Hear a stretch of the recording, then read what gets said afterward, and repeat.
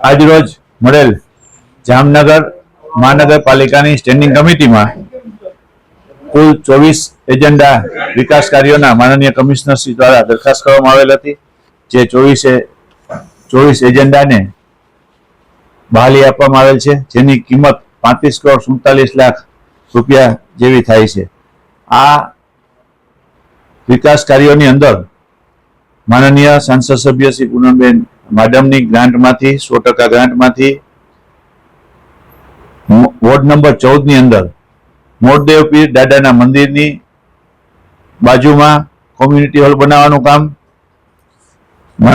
માનનીય ધારાસભ્યશ્રીની 100% ગ્રાન્ટમાંથી રોડ રસ્તાના કામ, તેમજ જામનગર બાયપાસથી નાગેડી રોડ પર એક ફાયર સ્ટેશન બનાવવાનું કામ સરકારની યોજના મુજબ જેમ વસ્તીનો વધારો થાય છે જામનગર શહેરમાં, તેમ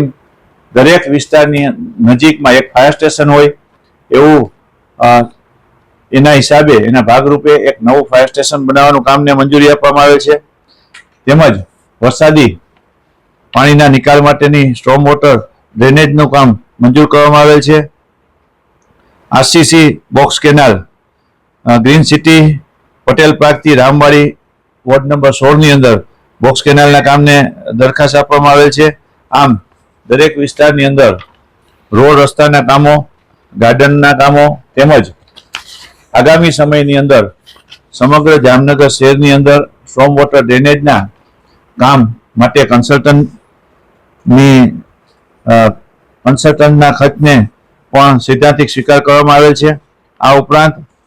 જામનગર શહેરની અંદર અલગ અલગ કોન્ટ્રીબ્યુશન લેન્ડના પ્લોટ તેમજ રિઝર્વેશનના ગાર્ડન રિઝર્વેશનના પ્લોટોમાં કુલ 1,61,947 ચોરસ મીટર એટલે કે અંદાજે 17,43,000 ચોરસ ફૂટની અંદર જામનગર મહાનગરપાલિકા દ્વારા તેમજ ફોરેસ્ટ ડિપાર્ટમેન્ટ દ્વારા ઘનિષ્ઠ વનીકરણનું કામને બહાલી આપવામાં આવે છે। આ કામ મંજૂર થયેથી આગામી 3 વર્ષની અંદર આ સમગ્ર પ્લોટોની અંદર એટલે કે અંદાજે 5 લાખથી પણ વધારે વૃક્ષોનું વાવેતર કરશે અને એને નિભાવવા સાથેના ખર્ચને બહાલી આપવામાં આવેલ છે અને ફોરેસ્ટ ડિપાર્ટમેન્ટને પણ આ પ્લોટો સોંપવામાં આવેલ છે। આમ આજની મળેલ સ્ટેન્ડિંગ કમિટીમાં કુલ 24 વિકાસ કાર્યોને બહાલી આપવામાં આવેલ છે।